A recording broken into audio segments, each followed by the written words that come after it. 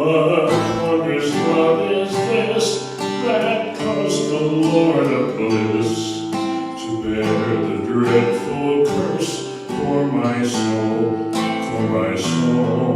to bear the dreadful curse for my soul.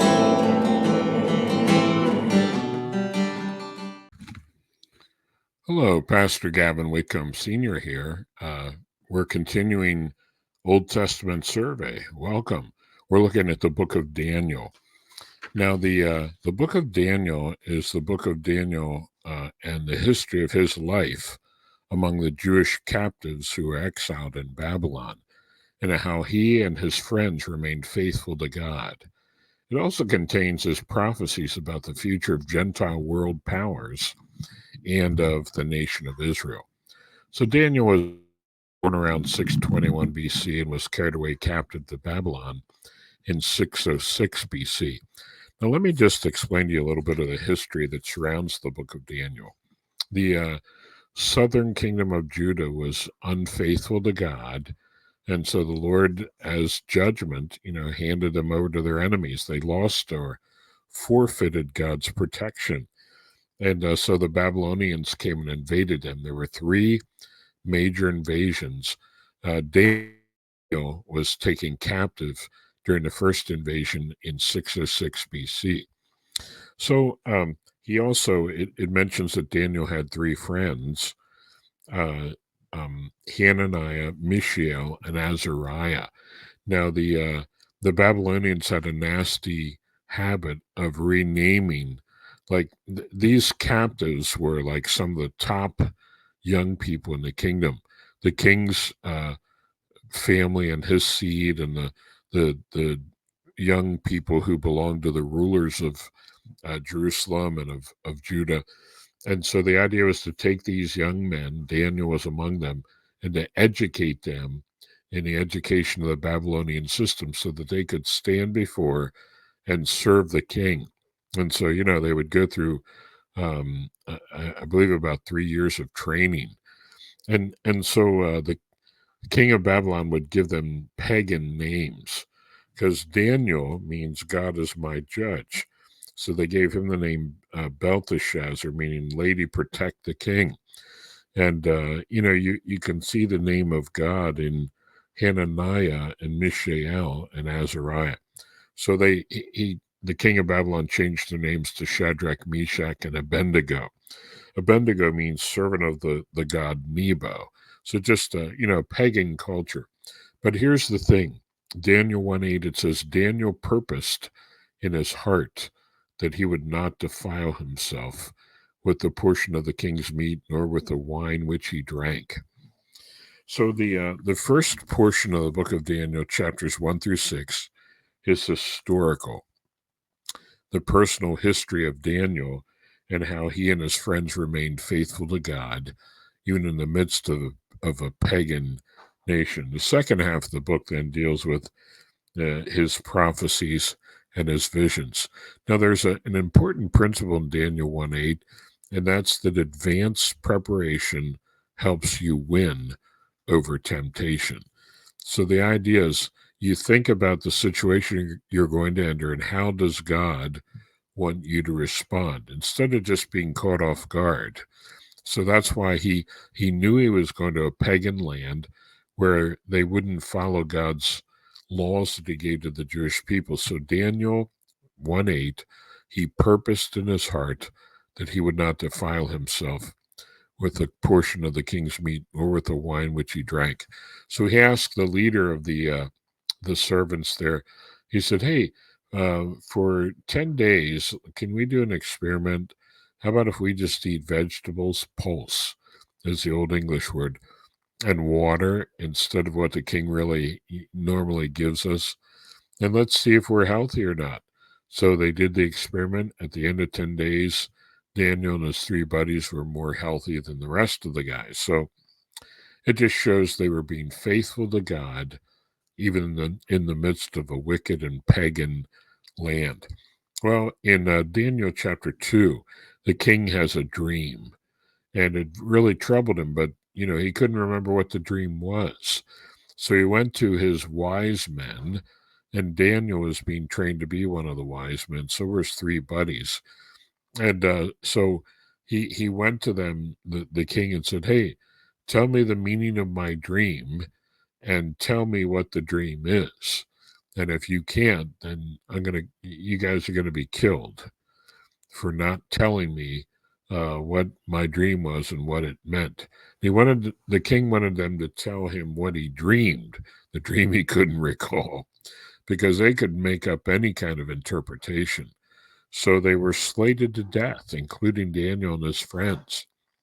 But when Daniel found out, he got his three friends together and they prayed, and the Lord revealed to Daniel the meaning of the dream.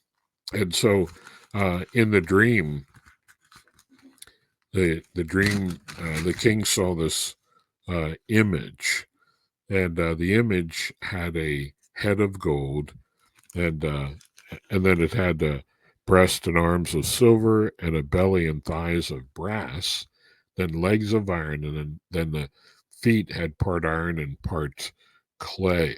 And of course, this was an unfolding of what would take place in the future. So the head of gold was the king of Babylon. The chest and arms of silver, that would be the Medio-Persian Empire that would succeed the Babylonian Empire.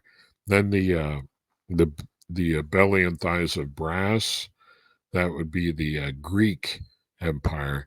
Then the legs of iron would be the Roman Empire. You know how there are two legs? Well, there's an Eastern and a Western Roman Empire. And the feet, part of iron and part of clay. You compare that with the book of the Revelation, up pointing to the return of Christ at the rapture and the tribulation.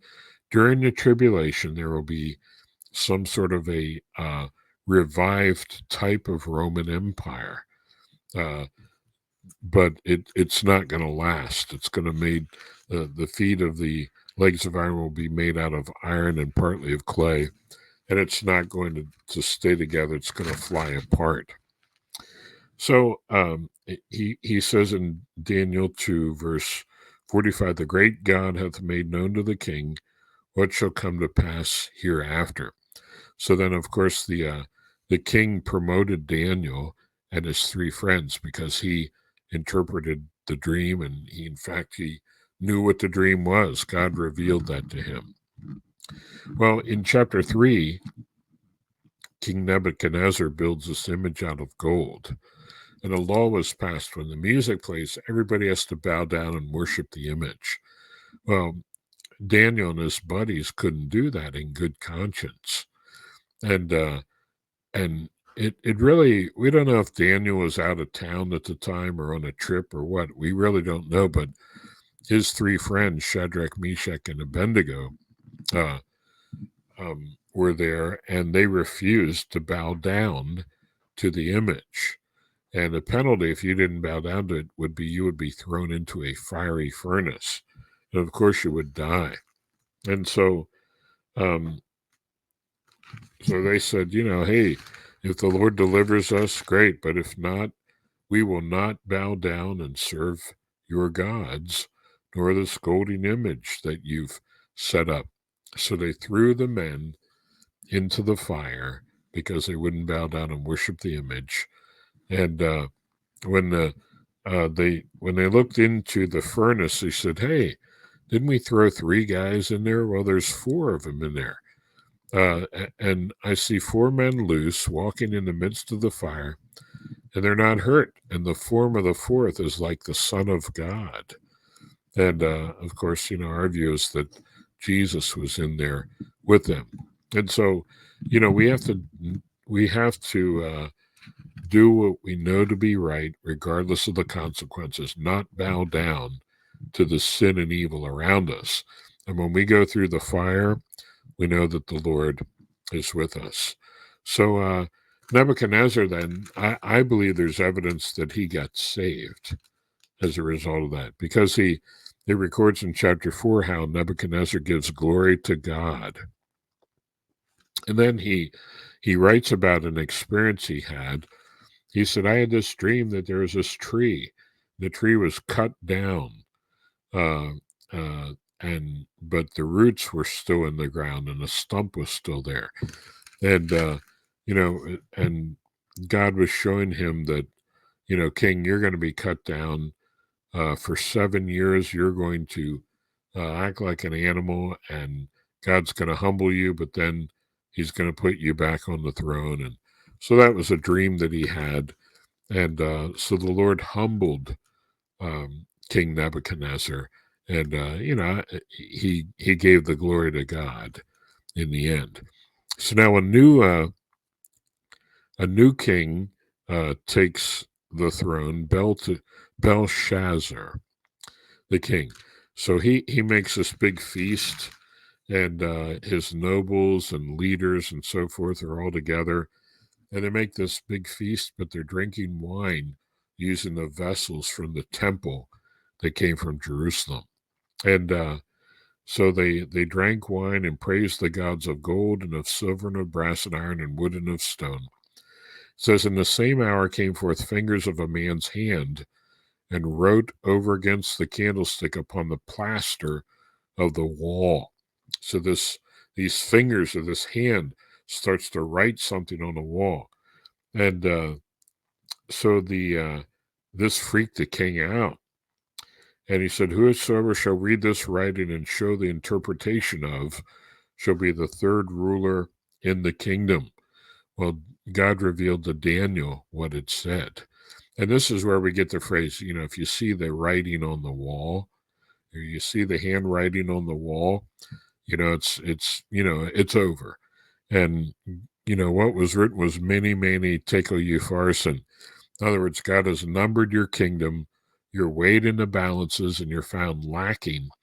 And so the kingdom is going to be divided and given to the Medes and the Persians.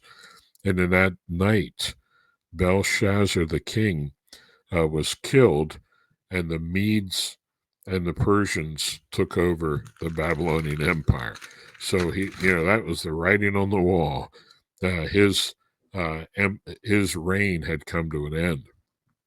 When chapter 6, Darius, the Mede here, is mentioning, that he assumed the throne, and it pleased Darius to set over the kingdom 120 princes, which should be over the whole kingdom.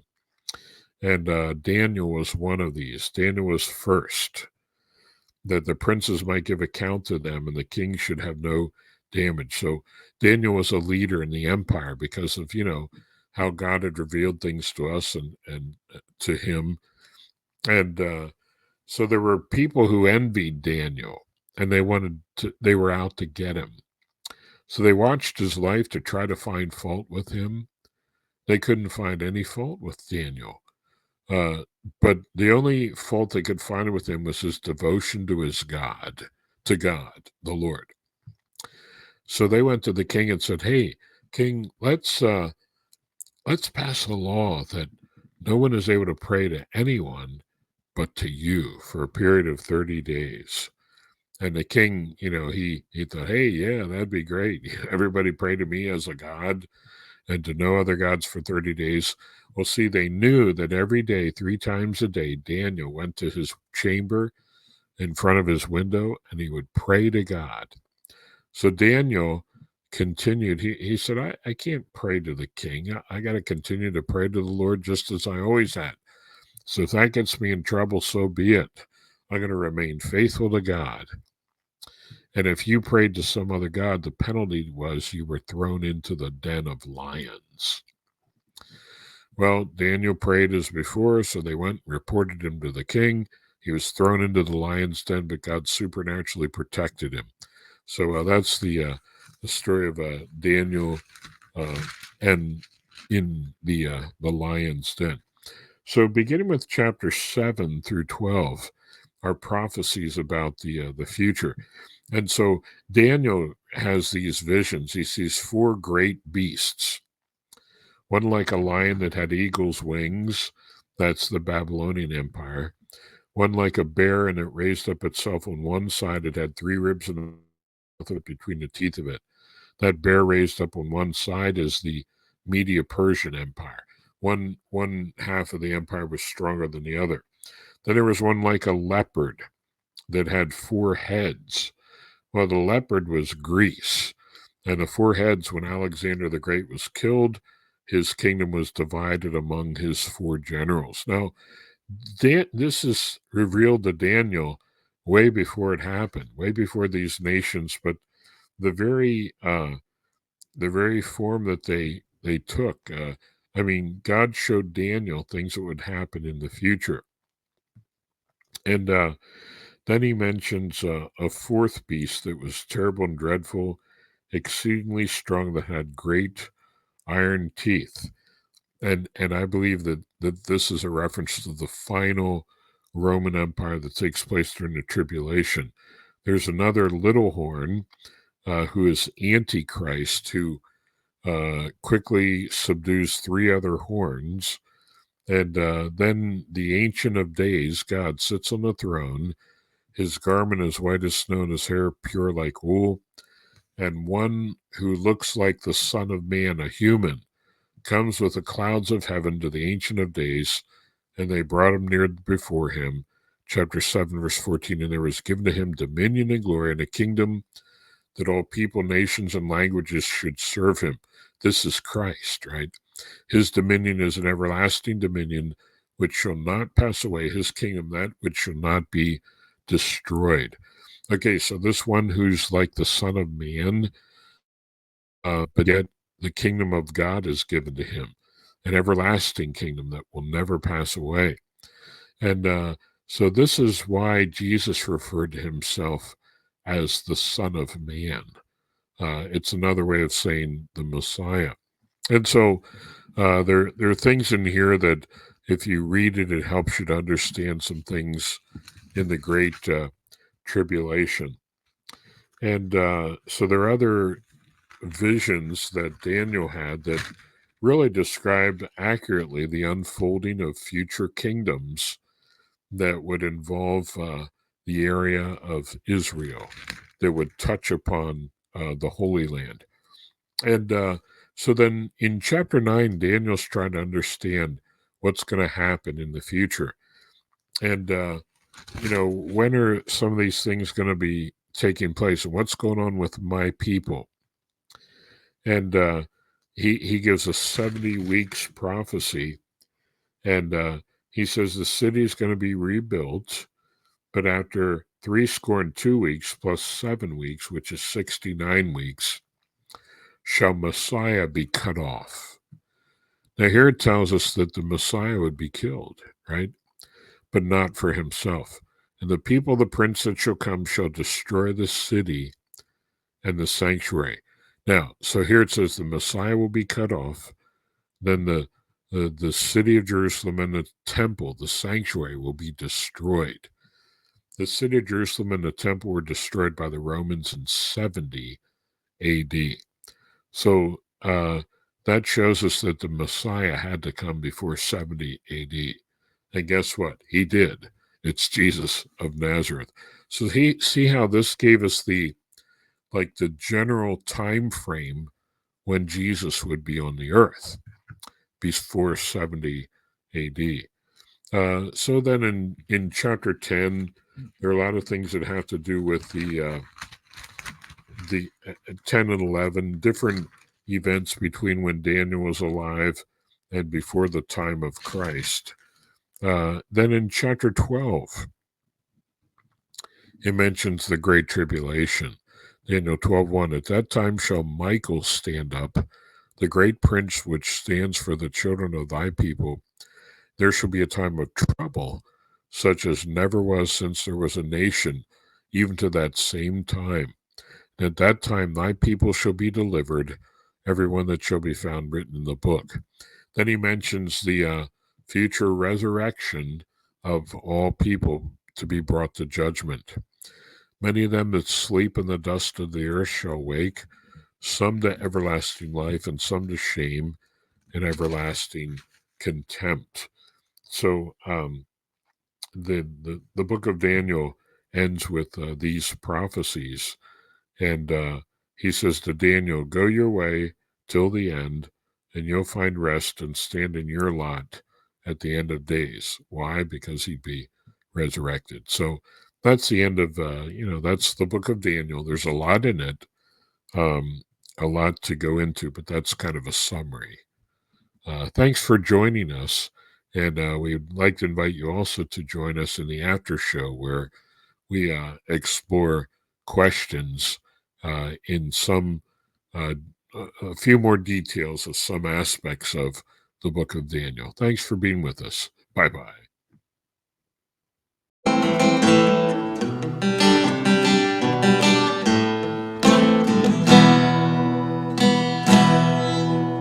What wondrous love is this, oh my soul, oh my soul? What wondrous love is this, oh my soul? What wondrous love is this? Here comes the Lord of